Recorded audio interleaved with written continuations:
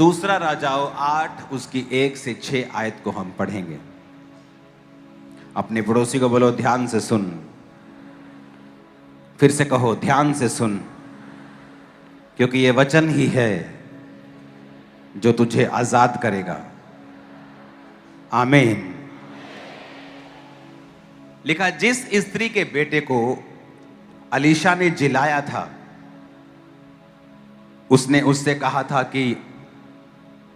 था कि अपने घराने समेत यहां से जाकर जहां कहीं तू रह सके वहीं रहे, क्योंकि यहोवा की इच्छा यह है कि अकाल पड़े और वह इस देश में 7 वर्ष तक बना रहेगा। परमेश्वर के भक्त के इस वचन के अनुसार वह स्त्री अपने घराने समेत पलिश्तियों के देश में जाकर 7 वर्ष तक रही। 7 वर्ष के बीतने पर वह पलिश्तियों के देश से लौट आई और अपने घर और भूमि के लिए दुहाई देने को राजा के पास गई। राजा उस समय परमेश्वर के भक्त गेहजी से बातें कर रहा था। परमेश्वर के भक्त के सेवक गेहजी से बातें कर रहा था और उसने कहा, जो बड़े बड़े काम अलीशा ने किए हैं उनका वर्णन मुझसे कर। जब वह राजा से वो वर्णन कर रहा था कि अलीशा ने एक मुर्दे को जिलाया, तब वह स्त्री के बेटे को जिसने उसे जिलाया था वहीं आकर अपने घर और भूमि के लिए दुहाई देने लगी। गेहजी ने कहा, हे प्रभु, हे राजा, ये वही स्त्री है और यही वह उसका बेटा है जिसे अलीशा ने जिलाया था। तब राजा ने स्त्री से पूछा, जब राजा ने स्त्री से पूछा तब उसने सब कह दिया। तब राजा ने एक हाकिम को यह कहकर उसके साथ कर दिया कि जो कुछ इसका था, वरन जब से इसने देश को छोड़ दिया तब से इसके खेत की जितनी आमदनी अब तक हुई है सब इसे फेर दे। मैं 1 2 3 बोलूंगा, आप उसे फिर पढ़ेंगे 1 से लेके 6 आयत तक। 1 2 3 सब पढ़ेंगे। जिस स्त्री के बेटे को अलीशा ने जिलाया था, उससे उसने कहा था कि अपने घराने समेत यहां से जाकर कहीं तू रह सके वहां रह, क्योंकि यहोवा की इच्छा है कि अकाल पड़े और वह इस देश में 7 वर्ष तक बना रहेगा। परमेश्वर के भक्त के इस वचन के अनुसार वह स्त्री अपने घराने समेत पलिश्तियों के देश में जाकर 7 वर्ष रही। 7 वर्ष के बीतने पर वह पलिश्तियों के देश से लौट आई और अपने घर और भूमि के लिए दुहाई देने को राजा के पास गई। राजा उस समय परमेश्वर के भक्त के सेवक गेजी से बातें कर रहा था और उसने कहा, जो बड़े बड़े काम अलीशा ने किए हैं उनका मुझसे वर्णन कर। जब वह राजा से यह वर्णन कर ही रहा था कि अलीशा ने एक मुर्दे को जिलाया, तब जिस स्त्री के बेटे को उसने जिलाया था वहीं आकर अपने घर और भूमि के लिए दुहाई देने लगी। तब गेहजी ने कहा, हे मेरे प्रभु, हे राजा, यह वही स्त्री है और यही उसका बेटा है जिसे अलीशा ने जिलाया है। तब राजा ने स्त्री से पूछा, तब उसने उससे सब कह दिया। तब राजा ने एक हाकिम को यह कहकर उसके साथ कर दिया कि जो कुछ इसका था, वरन जब से इसने देश को छोड़ दिया तब से इसके खेत की जितनी आमदनी अब तक हुई सब फेर दे। आमीन। ये बड़ी इंटरेस्टिंग स्टोरी है। इसको फ्लैट करो माइक को। अब आपको मालूम होगा कि ये वही अलीशा था जिसकी वजह से एक औरत को बेटा मिला था। क्या फर्क है इन दोनों में, अगर सेम आवाज देनी है तो?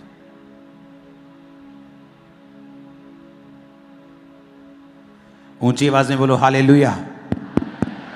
फ्लैट करो इसे। ये वही लेडी थी जिसके जीवन में परमेश्वर ने बेटा दिया था अलीशा की भविष्यवाणी के द्वारा, और फिर उसको जिलाया भी, जीवित भी किया।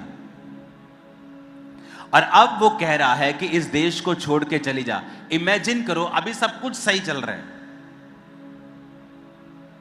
अभी चावल का सीजन आने वाला है, चावल लगा हुआ है, सब कुछ बल्ले बल्ले चल रहा है, सारा कुछ सिस्टम A1 है, और सडनली परमेश्वर का एक दास आके कहता है कि यहाँ छोड़ दे, इसको छोड़ दे, इस देश को छोड़ के पलिश्तियों के देश में चली जा और वहां पर रह, क्योंकि 7 वर्ष यहां अकाल पड़ने वाला है। अब वो ये बात वो जानती थी कि जो कुछ परमेश्वर का दास कह रहा है वो सही है।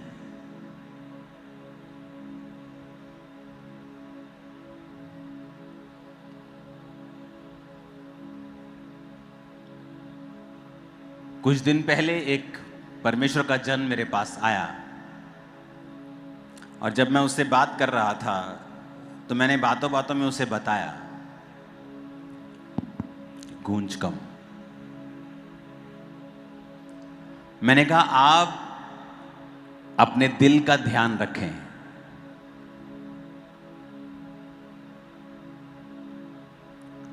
और उसके लिए प्रार्थना करें और वही खाएं। शायद उसे लगा होगा कि मैंने उसे एक सलाह दी है as a fellow pastor, as a human being. थोड़े दिन के बाद मुझे मैसेज आता है कि उस व्यक्ति को हार्ट अटैक हो चुका है।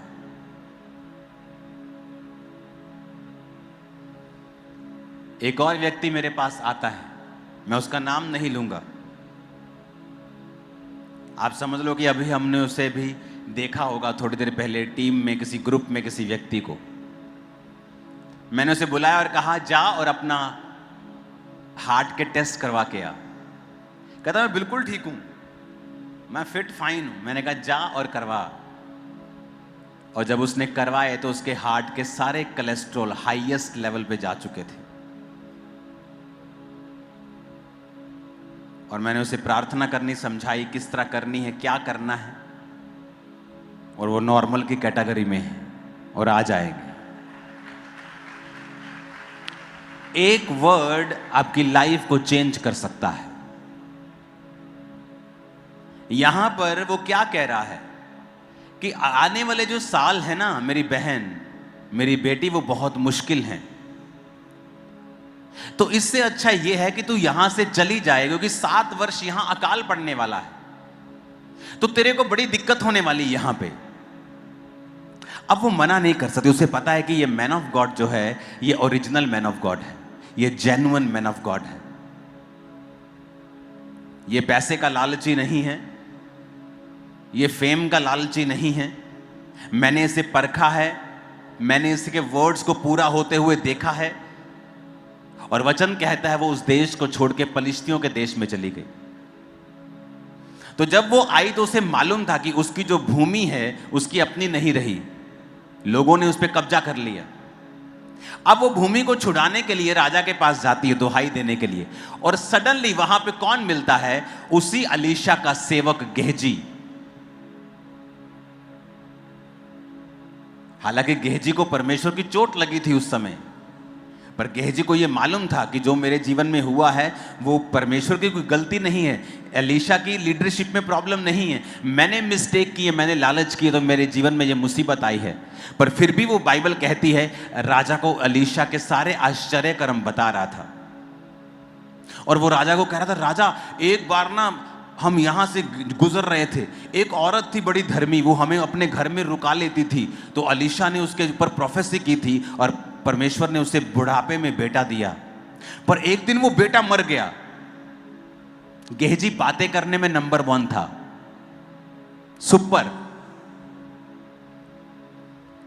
था बातें करने में। इसलिए एलीशा ने जब उस बेटे को जिंदा करने के लिए गेहजी को भेजा था तो उसने कहा था रास्ते में प्लीज किसी के साथ हेलो हाय मत करना और मेरी छड़ी लेके उस लड़के पे लगा देना। पर वो इतना इंटरेक्शन करने में, बात करने में इतना बातूनी था ना वो, कि रास्ते में जाते जाते भी उसको हाय हेलो करना था। उसको मालूम था एलीशा की छड़ी मेरे पास है, थोड़ी टोर बनाने वास्ते उसने हेलो हाय कैसे हो तुम, हाँ हाँ मेरे पास एलीशा की छड़ी, मैं जरा स्पेशल असाइनमेंट थे, कुछ स्पेशल फील करने के चक्कर में परमेश्वर ने उसके द्वारा काम नहीं किया। अब वो राजा के पास है, एक्सप्लेन करना बड़ा अच्छा आता है उसको, और कह रहा है कि एक दिन वही लेडी का बेटा जब मर गया, एलीशा ने उस बेटी को जिंदा कर दिया। ये वही लेडी है, वही औरत है राजा और राजा ने उससे पूछा, जो गेहजी कह रहा है क्या वो सच है? उसने कहा, हाँ ये सच है, ये मेरा बेटा परमेश्वर की भविष्यवाणी से हुआ था, और जब ये मर गया था तो अलीशा ने उस बेटे को दोबारा जिंदा भी कर दिया था। राजा ने कहा, इधर आओ। किस लिए आई हो? राजा, मेरी भूमि है, मैं अपनी भूमि के लिए दुहाई देने के लिए आई हूं। अपने कर्मचारी को बोला, इसकी जमीन वापस करो, और 7 साल जितनी कमाई उस जमीन से होनी थी अपनी जेब से इसे वापस करो। Imagine, single word of God, एक सिंगल वर्ड ऑफ गॉड ने उसकी सारी मेहनत जो व्यर्थ उसने करनी थी खत्म कर दिया। आज आप दुनिया में देखो क्या हो रहा है। एक घर चलाने के लिए आदमी मर रहा है, वो खून बेचने की नौबत आ चुकी है। सारा दिन वो माथापच्ची करता है, सारा दिन, क्योंकि कर्ज था आदमी के ऊपर कि तू अपने माथे के पसीने की रोटी खाया करेगा, तू दिन भर मेहनत किया करेगा, और जितनी मेहनत करेगा उतना फल तेरे पास कभी नहीं आएगा। ये किसने कहा? परमेश्वर ने कहा है। आज आप दुनिया में चले जाओ, आपको हर जगह यही कहानी मिलेगी कि मैं जितनी मेहनत करता हूं उस हिसाब का फल मेरे जीवन में नहीं है। क्योंकि यह परमेश्वर ने कहा था जब आदम और हवा ने पाप किया, और हवा को कहा था, तू पीड़ा के साथ बच्चे जमा करेगी, तेरी लालसा तेरे पति की ओर होगी और वो तुझ पर प्रभुता करेगा। और आदमी को कहा था, तू अपने माथे के पसीने की रोटी खाया करेगा। लेकिन वचन कहता है, इस कर्ज से, इस श्राप से वो लोग आजाद हो जाते हैं जो लोग मसीह के अनुग्रह के नीचे हैं, जो यीशु मसीह के ब्लड के नीचे हैं। उन पर यह कर्ज कभी काम नहीं करता है।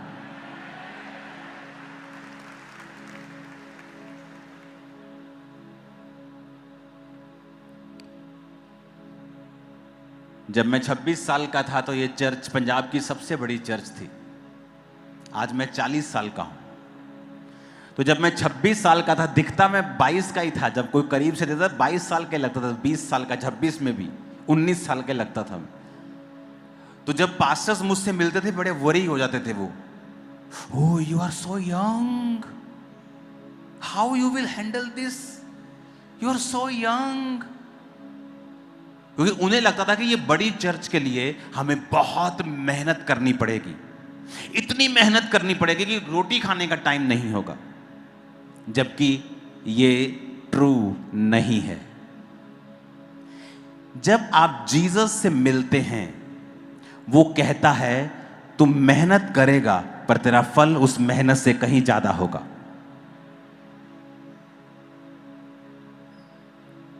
ये एक निशानी होगी एक क्रिश्चियन की लाइफ में कि जितनी मेहनत वो कर रहा है उससे ज्यादा फल उसकी जिंदगी में है।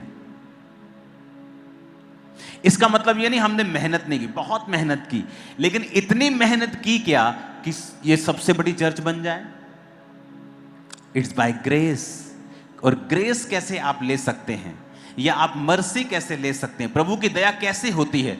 जब आप उसके वचन के ऊपर बिना दिमाग लगाए आप बिलीव करने लगते हैं।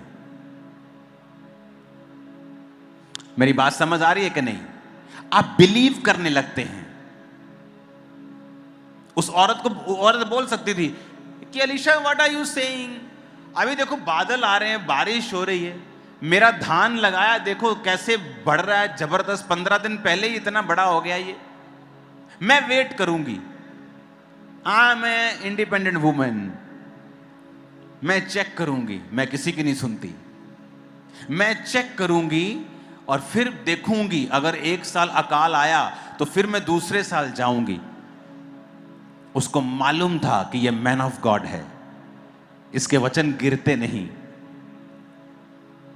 और वो पहले साल ही निकल गई वहां से, और थिंग्स स्टार्टेड टू चेंज। वो बदलने लगे चीजें, सूखा पड़ने लगा और सिवियर हो गया। इतना सीवियर हो गया, अगर आप हिस्ट्री पढ़ेंगे तो लोगों ने उन अकाल के दिनों में अपने बच्चों तक को खाया है। सो सीवियर दुनिया में हुआ था तब। लेकिन उस औरत को जो परमेश्वर के दास के साथ कनेक्टेड थी, एक जीवित चर्च के साथ जुड़ी हुई थी और जानती थी कि जो वचन प्रचार हो रहा है, अगर मैं इसे मान लूंगी तो वैसी मेहनत, वैसी माथापच्ची, वैसे माथे के पसीने की रोटी मुझे नहीं खानी पड़ेगी। इसलिए परमेश्वर ने कहा, तू जा 7 साल, तेरी 7 साल फसल को मैं संभालूंगा, मैं चेक करूंगा सब कुछ, और जब तू आएगी मैं सब कुछ तुझे लौटा दूंगा। इमेजिन करो, इमेजिन करो कि 7 साल बाद वो आई। अगर 2000 सन में गई और 2007 में आई तो 2000 सन के अप्रैल में जो फसल होनी थी वो भी मिली, जो अक्टूबर में होनी थी वो भी मिली, फिर जो आलू लगने थे जनवरी में वो भी मिल गए, जौ भी मिल गई, कनक भी मिल गई, चावल भी मिल गए, सब कुछ, सारा पैसा एकदम से मिल गया, क्योंकि उसने परमेश्वर के वचन को फॉलो किया था। कितने मेरी बात को समझ रहे हैं? वचन कहता है मूसा की मां ने विश्वास के साथ मूसा को छुपा के रखा और अपने विश्वास को छोड़ा नहीं। जब यह बात रिवील हो गई कि इसके घर में एक बेटा है, तो उसने उस टोकरी में उसे मिट्टी की राल लगाकर उसे नदी में छोड़ दिया, क्योंकि वो परमेश्वर की जन थी, परमेश्वर की विश्वासनी थी। तो उस बेटे को फिरौन की बेटी ने उठा लिया और अपना बेटा करके पाला। और फिरौन की बेटी ने जिस औरत को दूध पिलाने के लिए किराए पे लिया, वो मूसा की ही मां थी। तो मूसा की मां मूसा को दूध पिलाने के पैसे भी लेती थी और अपने मदरहुड को एंजॉय भी कर रही थी कि उसका बेटा उससे दूर नहीं हुआ। वो आपको फालतू देगा, एक्स्ट्रा देगा। हाथों को उठाओ और रिसीव करके जाओ वो अनॉइंटिंग, वो ब्लेसिंग, वो हर एक दुनिया की आशीष मैं यीशु के नाम में आपके हाथों के ऊपर रिलीज करता हूं, इन जीसस ने। आप मेरी बात समझ रहे कि नहीं?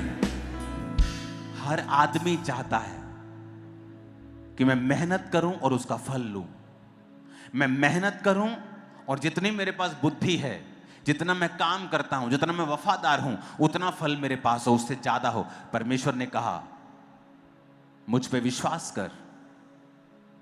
आज आप परमेश्वर के वचनों को मानते हैं, आप इस कर्ज से आजाद हो सकते हैं। आप नहीं कहेंगे कि मेरे पास जॉब नहीं है, मैं फेलियर हूं, डिले है। आप नहीं कहेंगे, क्योंकि ये चीजें एक दिन आपकी लाइफ में जब आप प्रभु के साथ चलेंगे मिट जाएंगी, आपको देखने पर भी मिलेंगी नहीं। आप इस फेस में नहीं होंगे कि आप फाइट कर रहे हैं अपने सर्वाइवल के लिए। आप उस फेस में होंगे जहां आप ग्रोथ के लिए सोच रहे होंगे कि मुझे आगे कैसे बढ़ना है और आगे कैसे जाना है। आप उस लेवल पे आने वाले हो जल्दी। उसके लिए एक ही फॉर्मूला है, वो है पूरा करना परमेश्वर के वचन को जो उसके मुंह से निकला है।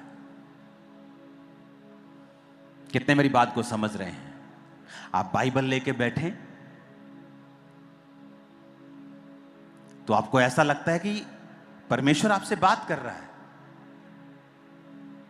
आप बाइबल पढ़ते हैं, आपको ऐसा लगता है कि परमेश्वर आज मुझसे ही बात कर रहा है। हे पुत्रो, पिता की शिक्षा सुनो, समझ प्राप्त करने के लिए मन लगाओ। हे मेरे पुत्र, मेरी शिक्षा को ना भूलना, अपने हृदय में मेरी आज्ञाओं को रखे रहना।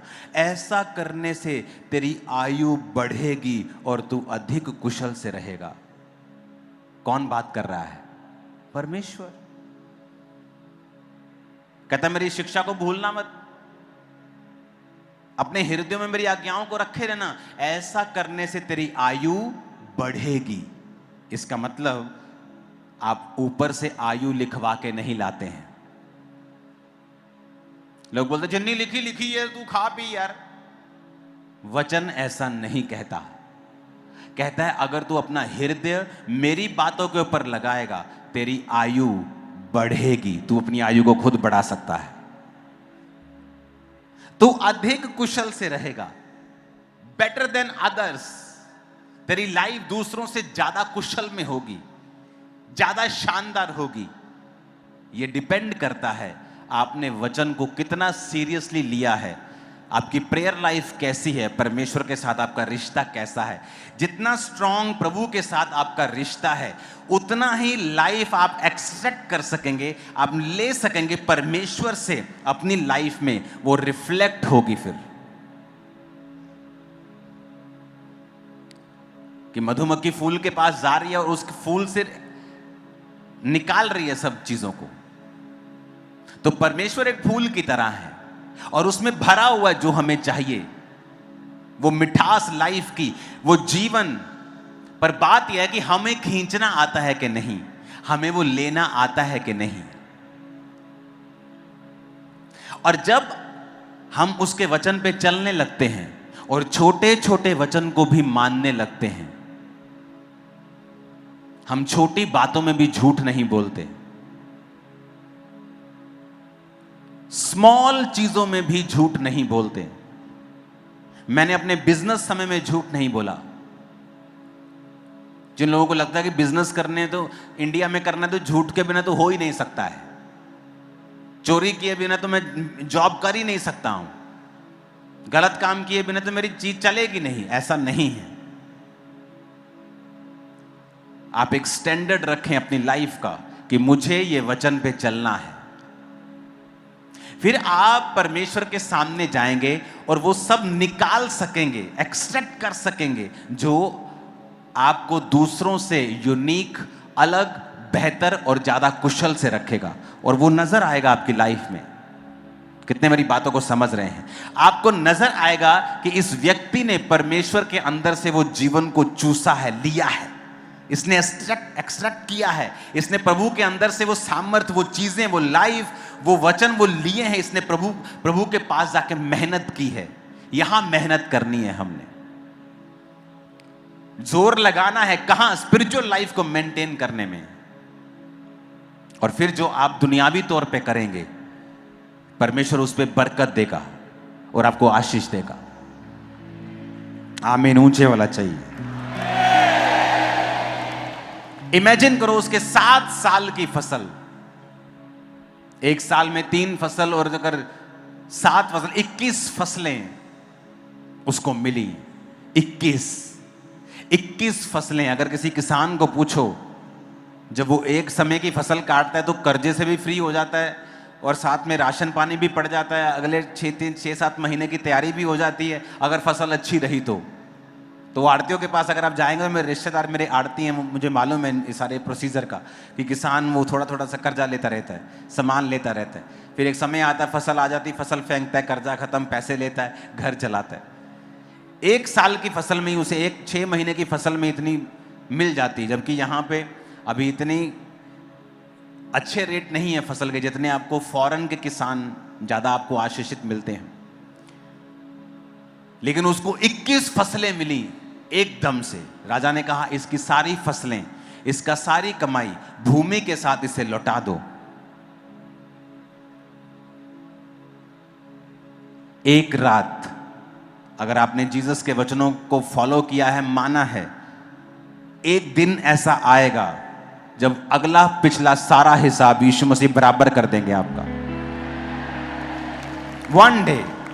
और वो इतना सडनली होगा, वो इतना जल्दी होगा, कई बार वो इतना जल्दी से होगा कि आप इमेजिन नहीं करेंगे कि ये हो गया। क्या परमेश्वर ने सचमुच कर दिया? जो मुझे कल असंभव लगता था, आज मेरी जिंदगी में वो हो चुका है। आप यकीन नहीं करेंगे। आपको उस गवाही को पचाने में, खुद की गवाही को कुछ समय लगेगा कि परमेश्वर ने जो आपकी लाइफ में किया है। मैंने क्रिश्चियंस देखे हैं, वचन को पूरा सीरियसली ना लेकर स्ट्रगल करते हैं, बपतिस्मा नहीं लेते। नहीं, अगर मुझे वहां जाना पड़ा, अपनी बहन की शादी में जाना पड़ा, मुझे ऐसा करना पड़ा, तो वचन को जब सीरियसली नहीं लेते तो परमेश्वर भी उनकी जिंदगी में रुकावटों को खत्म नहीं करता। प्रभु ने कहा इजराइलियों को कि मैं कुछ जातियों को तुम्हारे सामने से दूर नहीं करूंगा, मैंने वायदा किया था मैं इसको दूर करूंगा, इसको भी कर दूंगा, इसको भी कर दूंगा, यबूसी हवीसी सब खत्म कर दूंगा तुम्हारे आगे। अब मैं कुछ को रख छोड़ूंगा, क्योंकि मुझे शक है कि तुम लोग मेरे वचन पे चलोगे कि नहीं चलोगे। और कुछ जातियां अलग नहीं हुई, पूरी विक्ट्री परमेश्वर ने नहीं दी उनके अविश्वास के कारण।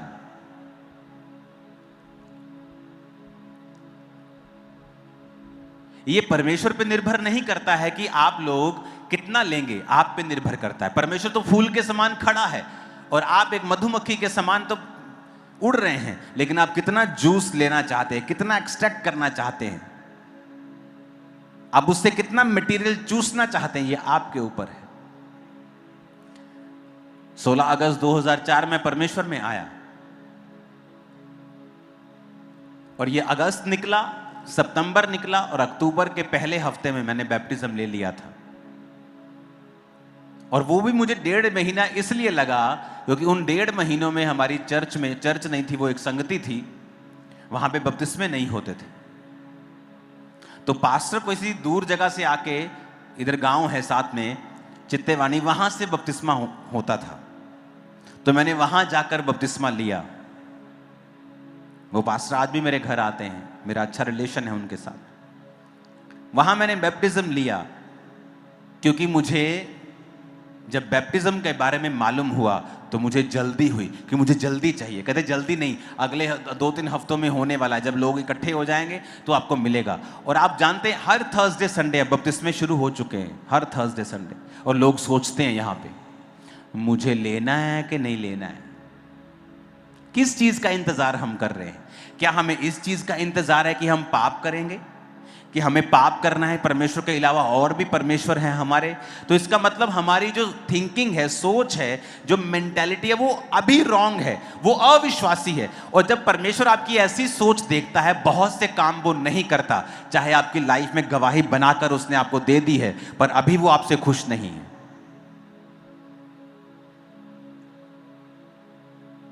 वो देखता है इतनी बड़ी गवाही लेने के बाद अभी भी इसने बपतिस्मा नहीं लिया, इतनी बड़ी गवाही लेने के बाद अभी भी ये सोच रहा है, अभी भी इसके मन में है कि शायद मुझे कोई पाप करना पड़ेगा। तो ये एक सोच प्योर शैतान की है। और जो ये सोचते हैं मुझे जब आवाज आएगी, आपको परमेश्वर 100 साल भी आवाज नहीं लगाएगा, क्योंकि वचन में जो आवाज वो दे चुका है, जाओ और सब जातियों को चेला बनाओ, उन्हें बाप, बेटा और पवित्र आत्मा के नाम में बपतिस्मा दो, ये बोल चुका है। वो ऊपर से आवाज नहीं आएगी, नहीं आएगी ऊपर से आवाज।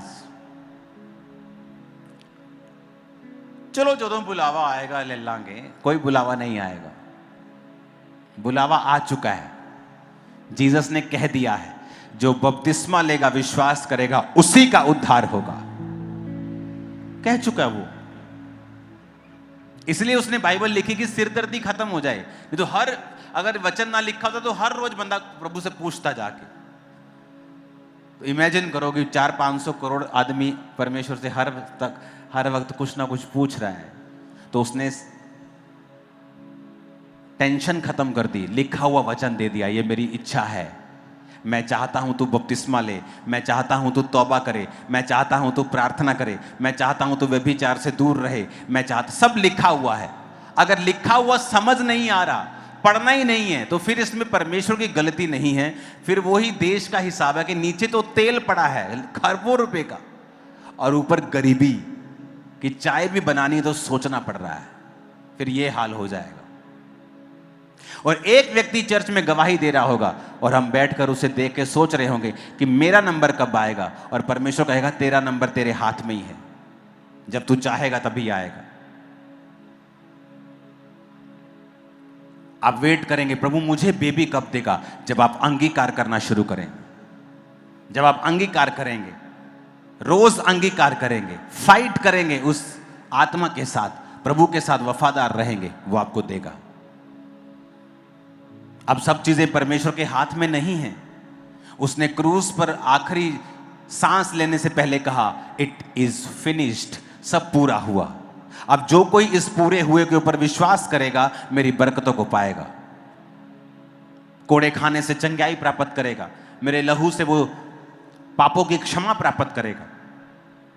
यानी अब हमें हमारा रोल हो चुका है। हमारा रोल ये है कि मौसम अच्छा हो बुरा हो, हमें वचन के पर देखते रहना है, क्योंकि वचन जो परमेश्वर ने कहा है, हो सकता है आज वो आपको सेंस ना लगे, लेकिन जब 21 गुना फसल आप काटने वाले हो बिना मेहनत किए, तो आपको समझ आ जाएगा कि आपके ऊपर जो कर्ज था आदम और हवा का, उसे परमेश्वर खत्म कर चुके हैं। सारे कर्ज जो आपकी लाइफ के ऊपर हैं, आज यीशु मसीह नासरी के नाम से खत्म हो जाएं और एक नई जिंदगी आपकी शुरू हो। आमीन। ऊंचा ये आशीष हमारी है। हालेलुया।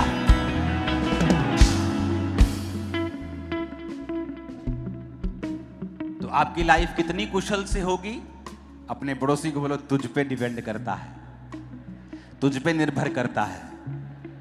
तेरी लाइफ कितनी आसान होगी, तेरी लाइफ कितनी बड़ी होगी, मेहनत से ज्यादा फल तेरे पास होगा, ये प्रभु नहीं डिसाइड करेगा, ये तुझ पे निर्भर करता है कि तू वचनों को कितना मानता है। आमीन। इमेजिन करो आप टाइदर नहीं हैं। मेरी वाइफ ने मेरी आंखों की चमक देखी है जब मैं पैसे निकाल कर देने वाला होता हूं किसी को। मुझे जब देना होता है तो मैं चमक जाता हूं, मैं कि मुझे देना है, मतलब मुझे मालूम है मैं बो रहा हूं, ये वापस आएगा। लेकिन बोने के लिए विश्वास चाहिए। मैंने ऐसे बीजों को बोया है जो मेरी हैसियत से परे थे, और मैंने वो पाया है जो मेरी हैसियत से परे है। बहुत से लोग चाहते हैं, पर क्या आप वो सैक्रिफाइस कर सकते हैं? क्या आप वैसे बीजों को बो सकते हैं?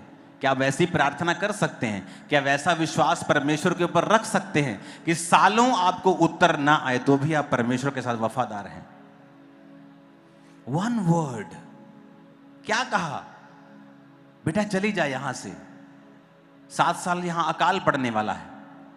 कोई बहस नहीं, मैं चेक करूंगी, मैं देखूंगी, मेरा खुद का भी दिमाग है, मैं प्रभु से पूछूंगी, मैं भी प्रार्थना करूंगी, मैं प्रभु से पूछूंगी, मैं रोजे रख के प्रार्थना करूंगी।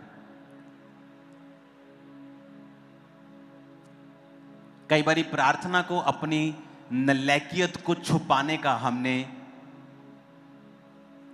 एक तरीका बना लिया है। जब प्रभु कह रहा है आप प्रार्थना करके क्या करेंगे? अब्राहम ने क्यों अपनी वाइफ के साथ डिस्कस नहीं किया कि पिता ने इसे कुर्बान करने के लिए कहा है इसहाक को? हो सकता है वो उसे कहती चलो हम प्रार्थना करते हैं 2 दिन, प्रभु के दिल को चेंज करने की कोशिश करते हैं, अगर मान गया ठीक है तो हम कुर्बान कर देंगे। और उसे मालूम था उन 2-3 दिनों में कोई उसे भगा के लेके जा सकता है, कुछ ऐसा हो सकता है, कोई गड़बड़ हो सकती है। वो चुप करके उसे ले गया। हालेलुया। जो इस दुनिया की सबसे बड़ी चर्च और पास्टर को परमेश्वर ने कहा कि इतने लोगों का हॉल बना, 10,000 लोगों का, इससे थोड़ा कम था, अंदर वाले हॉल की तरह, उससे थोड़ा सा कम, इतना बड़ा हॉल चाहिए मेरे को। उसने कहा प्रभु मेरे पास तो कुछ नहीं। और वचन उसके सामने आया कि 5 रोटियां 2 मछलियां हैं तेरे पास। उसने कहा प्रभु क्या चीज? प्रभु ने कहा तेरा घर, उसे बेच दे। अब कोरिया में जो औरतें हैं घर की, उनके 2 चीजें बड़ी इंपॉर्टेंट है। घर वेरी इंपॉर्टेंट, वहां शादियां नहीं होती अगर आदमी का अपना घर नहीं है तो घर जो है वो औरत के लिए बहुत बड़ा गहना है उधर। तो जब उसने अपनी वाइफ से डिस्कस कर लिया, उसने कहा प्रभु ने कहा कभी खबरदार मेरे घर को हाथ लगाया तो खबरदार, कोई घर नहीं बेचना हमने। वो कुछ नहीं कर सका, वाइफ है, अब लड़ाई करेगा, घर में कलेश चलेगा। और उसकी वाइफ बेचैन होना शुरू हुई, आंखों में काले गड्ढे पड़ गए, उसको नींद आनी बंद हो गई। और एक दिन उसने अपने हस्बैंड से कहा ठीक है जो प्रभु चाहता है हम करेंगे। और जब उन्होंने किया, अपना घर बेचा और शुरुआत की तो वो दुनिया की सबसे बड़ी चर्च में बदल गई। आज हम 12-12 टोकरियों को देखना चाहते हैं जो बच गई थी, लेकिन अपनी 5 रोटी और 2 मछली को नहीं छोड़ना चाहते। हम सोचते ओह ये दे दिया तो मेरा पेट कैसे भरेगा, इस महीने का खर्चा कैसे चलेगा। और जो बच्चा आया प्रभु के पास, वो अपने लिए लेके आया था 5 रोटी 2 मछलियां। उसने भी 3 दिन से कुछ नहीं खाया था। वो सोच सकता है मुझे क्या जरूरत है देने की, मैं खाऊं, मेरा तो चले काम। इसीलिए कहा जाता है कि विश्वास ही है जो आपको नेक्स्ट लेवल के ऊपर लेके जाता है। एक बात मेरी समझ लेना, जो कुछ आप बाइबल में पढ़ते हैं या आप परमेश्वर के दास के मुंह से सुनते हैं, आप अगर उस वचन को नीचे नहीं गिराते हैं और उसे पूरा करते हैं, तो जो रिजल्ट आपकी लाइफ में होगा वो मार्वलस होगा, अनमैचेबल। मैच नहीं करेंगे आप किसी के साथ, मैं आपको बता रहा हूं ये चीज। लेकिन आपको ये फॉलो करना पड़ेगा कि जो परमेश्वर का दास कह रहा है, जो वचन कह रहा है, वो वचन से कह रहा है कि मुझे ये वचन फॉलो करना है, मेरी सेंस काम करे या ना करे।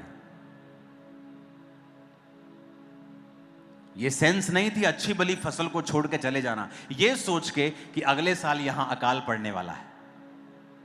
कोई सेंस नहीं थी।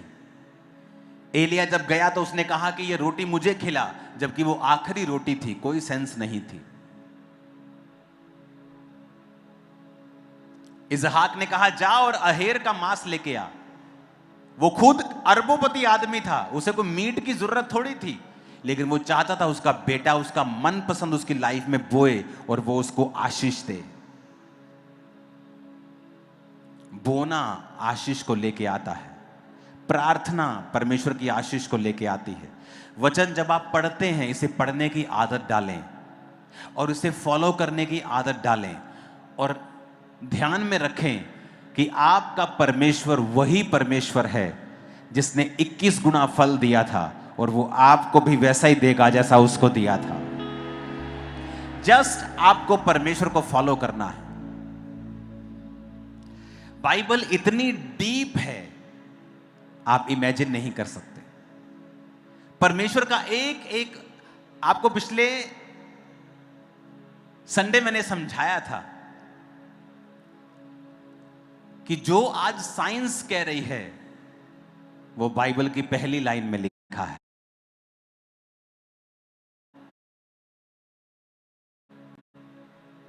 हर साल, हर 2 साल में साइंस कुछ ऐसी डिस्कवरी करती है जो बताती है कि Bible is a true book. ये एक सच्ची पुस्तक है, ये प्रभु के हाथों से लिखी हुई है। सारी धरती पानी के नीचे थी। जब प्रभु ने कहा उजाला हो जाए, जब प्रभु ने कहा समुद्र दिखाई दे, सूखी भूमि दिखाई दे, तो सूखी भूमि निकली। और वैज्ञानिक क्या बोल रहे हैं आज कि माउंट एवरेस्ट जो इस दुनिया की सबसे बड़ी चोटी है, वहां पर हमने वो जीवाश्म पाए हैं जो समुद्र के नीचे होते हैं। नदी के जीवाश्म नहीं है वो कि यहां कोई नदी होती थी या पानी की प्रेजेंस थी। समुद्र के जीवाश्म है वहां पे। वो भी कभी समुद्र के नीचे था। किस दिन ऊपर आया?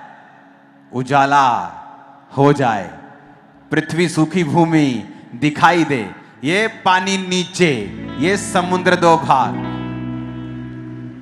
कितने मेरी बात को समझ रहे हैं? और साइंस हमें आज बता रही है।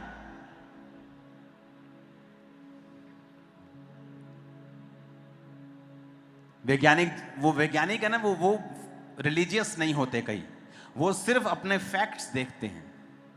बड़ी बड़ी नदियों के पास वो जाके जब खुदाई करते हैं तो उनको तलवार मिल गई। ये कौन सी तलवार है? जब चेक किया, जब डाटा चेक किया, सिस्टम चेक किया, ये वही तलवार है जब फिरौन अपनी सेना समेत समुद्र में डूब गया था, ये उनकी तलवार है।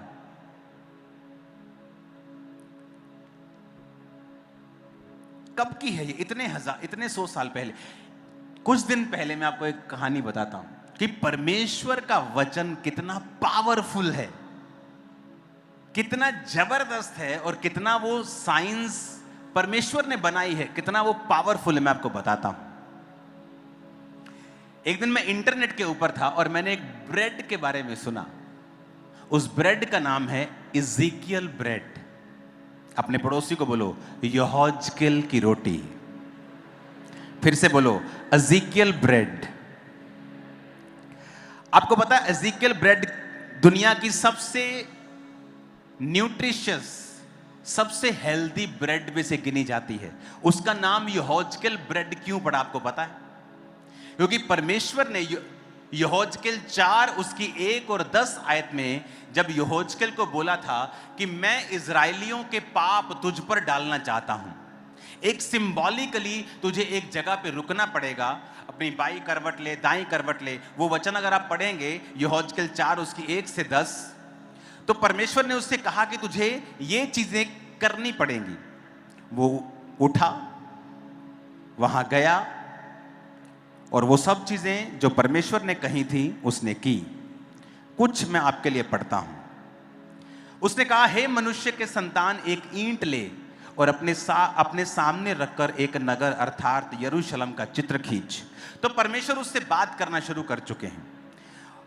उसे घेर अर्थात उसके विरुद्ध किला बनाओ, उसके सामने दमदमा बांध, छावनी डालो, उसके चारों ओर युद्ध के यंत्र लगा, लोहे की थाली लेकर उसको लोहे की शहरपनाह मानकर अपने और उस नगर के बीच खड़ा कर, तब अपना मुंह उसके सामने करके उसकी घेराबंदी कर। इस रीति से तू उसे घेर रखना, ये इज़राइल के घराने के लिए चिन्ह होगा। तो ऐसे परमेश्वर उससे बात कर रहे हैं। तो परमेश्वर ने 8 आयत में कहा, देख मैं तुझे रस्सियों से जकड़ूंगा और जब तक उसके घेरने के दिन पूरे ना हो तब तक तू करवट मत लेना। 9 आयत में लिखा, तू गेहूं, इसको हम इंग्लिश में भी पढ़ेंगे, लिखा तू गेहूं, जौ, सेम, मसूर, बाजरा और कठिया गेहूं लेकर एक बर्तन में रखकर उससे रोटी बनाया करना, और जितने दिन तू करवट पर लेटा रहेगा अर्थात 390 दिन उसे खाना। जो भोजन तू खाए उसे तोल तोल कर खाना और प्रतिदिन 20-20 शकेल भर खाना और उसे समय समय पे खाना। अब ये कौन कह रहा है? परमेश्वर। अब दोबारा से 9 आयत को पढ़ेंगे इंग्लिश में। Take thou also unto the wheat, barley, beans, यानी राजमा की फैमिली में होते हैं ये बीन्स। राजमा भी हो सकते हैं, सोयाबीन भी हो सकती है, रोंगी जिसे बोलते वो भी हो सकती है। एंड लेंटिल्स यानी दालों की फैमिली में एक चीज, मिलेट। मिलेट कोई भी हो सकता है, क्विनिया हो सकता है, कोई भी मिलेट हो सकता है। तो परमेश्वर ने कहा ये वाली रोटी तू खाया करेगा। कितनी खाएगा? 250 ग्राम। नीचे लिखा है कितनी खाएगा तू? 20-20 शकेल भर खाया करना। तो शकेल अगर 20-20 शकेल देखेंगे तो वो आपको 250 ग्राम 200 ग्राम के करीब आपको वो आटा मिलेगा। अब आप जब खाना खाते हैं, मैं आपको दुनिया की चीजें समझा रहा हूं ताकि आपको समझ आए कि दुनियावी बातों से भी और आत्मिक बातों से भी कि परमेश्वर का वचन कितना सटीक है, इतना सटीक है कि दुनिया गलत हो सकती है, परमेश्वर का वचन गलत नहीं हो सकता। होल दुनिया एक तरफ खड़ी होकर कुछ कह दे, वो गलत हो सकती है, प्रभु का वचन गलत नहीं हो सकता। अब यहां पर इसको इज़िकियल ब्रेड बोलते हैं कि परमेश्वर ने अपने मुंह से कहा तुमने कौन कौन सी चीज डालनी है। अपने पड़ोसी को बोलो, बोलो गेहूं, जौ, सेम, मसूर, बाजरा और कठिया गेहूं। ये चीजें कहता तूने लेनी है और इनसे रोटी बनानी है।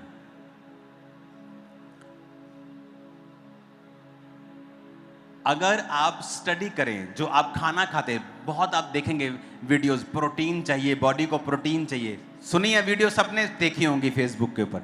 हाँ, तुम्हारी बॉडी को कोई दाल से लेता है, कोई चीज, कोई मीट से लेता है। आप इमेजिन करो, मैंने जब इसकी स्टडी की, इतने जबरदस्त चीज मेरे सामने आई। मैं आपको एक फोटो दिखाता हूं, आप कहेंगे और यहां से बोल के आज जाएंगे कि परमेश्वर सच्चा और बाकी सब झूठे हैं। मैं आपको बता रहा हूं, आपको प्रोटीन मिलता है। लोगों को प्रोटीन पता है कि मैं दाल खाऊंगा मुझे प्रोटीन मिलेगा, मैं मीट खाऊंगा मुझे प्रोटीन मिलेगा। प्रोटीन बॉडी के लिए जरूरी है, ये आपको पता है, लेकिन प्रोटीन भी अमीनो एसिड से बना होता है। तो अगर आप अकेली दाल खाएंगे आपको प्रोटीन तो मिल रहा है, लेकिन सारे अमीनो एसिड्स नहीं मिल रहे। और ये अमीनो एसिड्स क्या होते हैं मैं आपको समझाता हूं, ध्यान से समझना।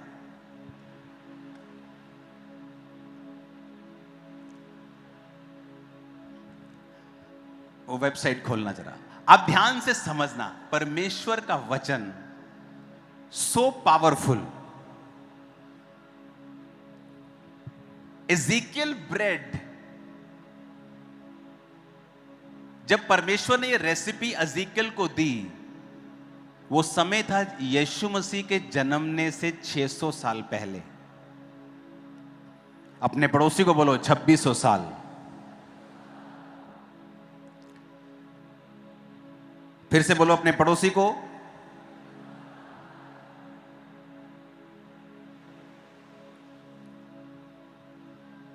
फिर से बोलो अपने पड़ोसी को।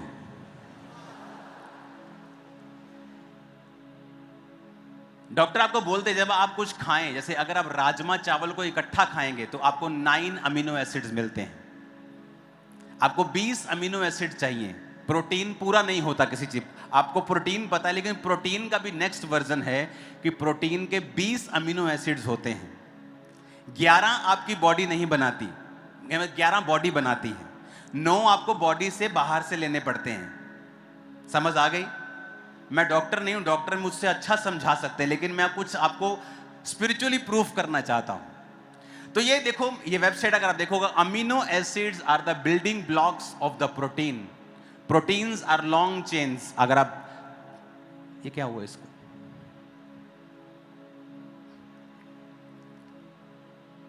तो ये क्या करते हैं अगर आप देखेंगे इधर, अमीनो एसिड्स क्या करते हैं, फूड को ब्रेक डाउन करते हैं, बॉडी को रिपेयर करते हैं, ग्रो करते हैं, हार्मोन्स बनाते हैं, ब्रेन के केमिकल्स बनाते हैं, जैसे खुशी महसूस होती है, ठंडक महसूस, सब वो काम करते हैं। एनर्जी सोर्स प्रोवाइड करते हैं, हेल्थी स्किन, बाल, muscles, immune system, digestive system को सस्टेन करना, ये सारे अमीनो एसिड्स बनाते हैं। तो दुनिया में बहुत से कम फूड हैं जो जिनमें पूरे 9 अमीनो एसिड्स होते हैं जो आपकी बॉडी बाहर से लेती है। आपको मालूम, 2600 साल पहले परमेश्वर ने जो रोटी बनाने को दी है, ये दुनिया की एक ऐसी रोटी है जिसमें 9 के 9 अमीनो एसिड्स हैं, सारे पूरे हैं, फुल अमीनोस 9 के 9। आपको मीट में मिलते हैं ये 9 के 9। अगर आप राजमा के साथ, चावल के साथ क्विनिया खाएंगे, राजमा चावल खाएंगे तो आपको 9 मिलते हैं। अगर आप अकेली दाल खाएंगे, रोटी के साथ राजमा खाएंगे, रोटी के साथ सब्जी खाएंगे, आपको नहीं मिलते। और यहां परमेश्वर उसको 2600 साल पहले कह रहा है ये इंग्रेडिएंट डालने हैं।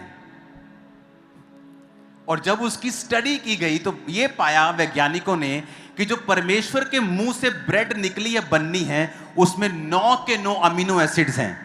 यानी अगर तू 1 साल भी इस ब्रेड को खाएगा, बीमार नहीं होगा, तो तेरे शरीर में कमी नहीं होगी।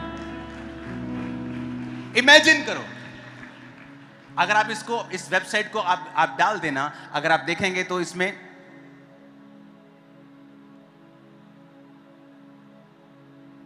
क्या मैं स्क्रॉल करूं इसको,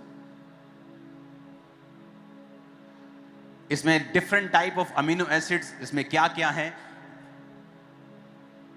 histidine, आइसोलुसाइन, Eleusine, lysine, मेथोनाइन, फिनेलेलाइन, थीरोनाइन, tryptophan, valine, ये वो एसिड्स हैं जो आपकी बॉडी को चाहिए। और हर एक एसिड अलग काम करता है। और एज़ेकियल की ब्रेड में वो 9 अमीनो एसिड्स हैं जो परमेश्वर ने कहा था ये ब्रेड तू 390 दिन तक खाएगा। अमीनो एसिड की शुरुआत कहां हुई मैं आपको बताता हूं। एक फोटो हम देखेंगे, नंबर 7 अपनी स्क्रीन के ऊपर। पहला अमीनो एसिड 1806 में ढूंढा गया था,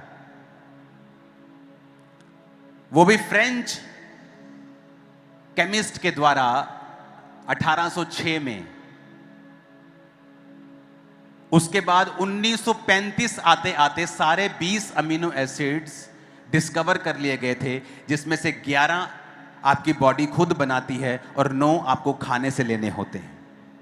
लेकिन मेरे परमेश्वर को 2600 साल पहले मालूम था। हालेलुया। उसको पहले मालूम था। उसने कहा ये खाना और ये खाना, ये खाना। और जब साइंटिस्ट ने उसके सारे इंग्रेडिएंट लिए तो वो हैरान हो गए, क्योंकि ये ऐसी रोटी बनी जिसमें 9 के 9 अमीनो एसिड्स थे।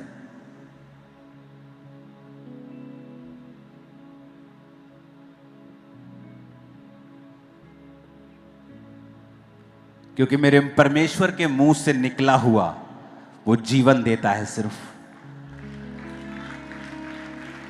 जीवन देता है।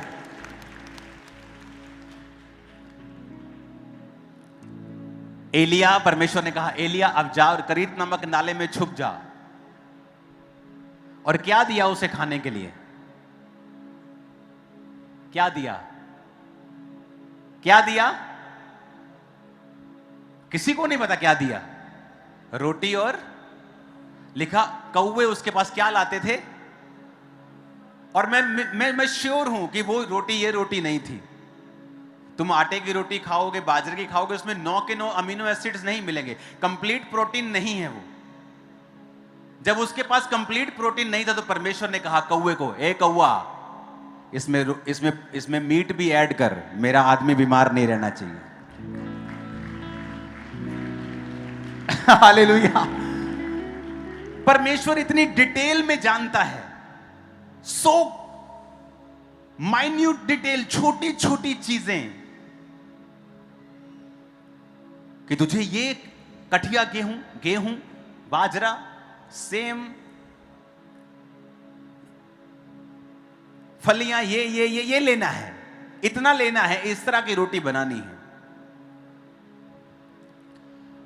कई बार आप वचन को पढ़ते हैं, आपको समझ नहीं आता, आपको छोटी चीज लगती है, लेकिन जब आप उसे फॉलो करेंगे एक ग्रेट ह्यूज रिजल्ट आपकी लाइफ में आएगा।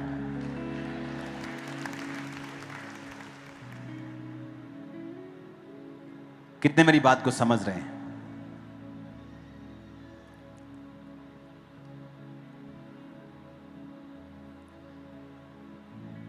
उसने आपकी बॉडी को बनाया है। हालेलुया। 3 नंबर पिक्चर देखेंगे।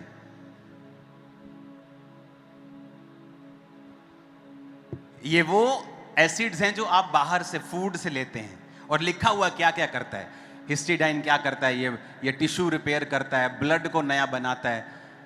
ल्यूसाइन क्या करता है? ये जख्म को ठीक करता है। ल्यूसाइन क्या करता है? मसल की बोन की ग्रोथ करता है। लाइसाइन करता है, ये स्ट्रेंथ देता है। मेथोनाइन क्या करता है? हेयर्स बनाता है। सारे लिखे क्या क्या कौन कौन करता है। किसको मालूम था? ये परमेश्वर को। उसने आपको बनाया है। उसने कहा इजिकियल, मैं तुझे मीट नहीं दूंगा, मैं तुझे रोटी नहीं दूं, ऐसे राजमा चावल रोज नहीं आएंगे कि आज दाल चावल आ रहे हैं। मैं तुझे मीट नहीं दूंगा, मैं तुझे एग्स नहीं दूंगा, पोल्ट्री नहीं दूंगा, लेकिन मैं तुझे सिर्फ रोटी दूंगा, पर ऐसी रोटी दूंगा जिससे तू बीमार नहीं होगा। 1 साल तेरा निकलेगा और तू बीमार नहीं होगा। तुझे कंप्लीट बॉडी का न्यूट्रिशन मिलेगा। लेकिन यह बात डिस्कस नहीं की गई यहोजकेल के साथ कि मैंने तुझे ये खाना इसलिए दिया है कि इसमें, उनको समझ नहीं आती। ये तो आज जब साइंटिस्ट ने खोजा कि जो खुदा ने इज़िकियल को ब्रेड कही थी, इसमें क्या है, जब पाया गया कि इसमें 9 के 9 अमीनो एसिड हैं। ये अपने आप में कंप्लीट फूड है कि अगर यहोजकेल मीट नहीं खाएगा, कुछ दाल नहीं खाएगा, सब्जी नहीं खाएगा, सिर्फ अगर ये रोटी खाएगा, तो ये कंप्लीट इसकी बॉडी को जो चाहिए वो मिलेगा। और आप बोलते हैं परमेश्वर मुझे भूल गया। और आप कहते हैं क्या परमेश्वर को पता है कि मैं कैसी मुसीबत से होकर गुजर रहा हूं? क्या परमेश्वर को पता है मेरी लड़ाई हो गई है मेरी मासी के साथ? हाँ, क्या परमेश्वर को पता है कि मैं इतनी मानसिक स्थिति से निकल रहा हूं? उसको आपका चप्पा चप्पा पता है, तुबका तुबका आपका मालूम है। भरोसा रखो उसके ऊपर। उसको ऐसी डिटेल पता है जो साइंटिस्ट को अब मालूम हुई है 100 साल पहले, और उसको तब पता था जब साइंस नाम की कोई चीज दुनिया में नहीं होती थी। कितने मेरी बात को समझ रहे हैं? जब भी साइंटिस्ट बाइबल को लेके कोई ऐसी चीज खोजते हैं, वो खुद भी अमेज हो जाते हैं कि परमेश्वर का वचन वाकई में पावरफुल है। वो जो कहता है कंप्लीट है, उसमें एक भी कमी नहीं है, उसमें एक भी खामी नहीं। ऊंची आवाज में बोलो हालेलुया। फिर से ऊंची आवाज में हालेलुया बोलो जरा।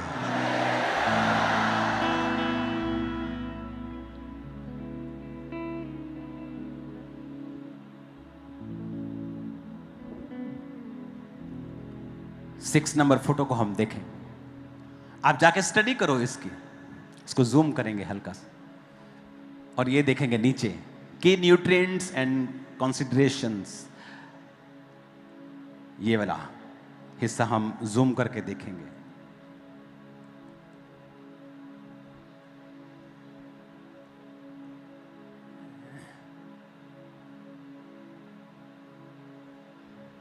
इसमें लिखा है Ezekiel bread is complete protein source because it contains all 9 essential amino acids which are necessary for various bodily functions like tissue growth and repair। ये कंप्लीट प्रोटीन है। और किसने कहा था? अपने पड़ोसी को बोलो, खुदा ने। इसका मतलब आज अगर वो कुछ कहे, तुझे समझ आए ना आए, साइंस को समझ आए ना आए, लेकिन बाद में ये साइंस खोज लेगी जो खुदाबंद कह रहा था वही सच था, कंप्लीट था। ओ आमीन। मेरे को ऊंचे वाला चाहिए चर्च। कि परमेश्वर कैसा है, इसका मतलब हमें आज समझ नहीं आ सकता। यहोजकेल सोच सकता था, यार कोई मीट नहीं दिया प्रभु ने। वो कह ही सकता था कि रोज एक मुर्गी मार लेना, या 3 दिन में एक मुर्गी खा लेना, या अंडे खा लेना, बेटा कुछ खा लेना, कुछ दाल वाल खा लेना, कमी ना हो जाए। ये सिर्फ प्रभु कह रहा रोटी, सिर्फ रोटी मुझे कह रहा, वो भी 200-250 ग्राम सिर्फ पूरे दिन में, और समय समय पर खाना और समय समय पर पानी पीना।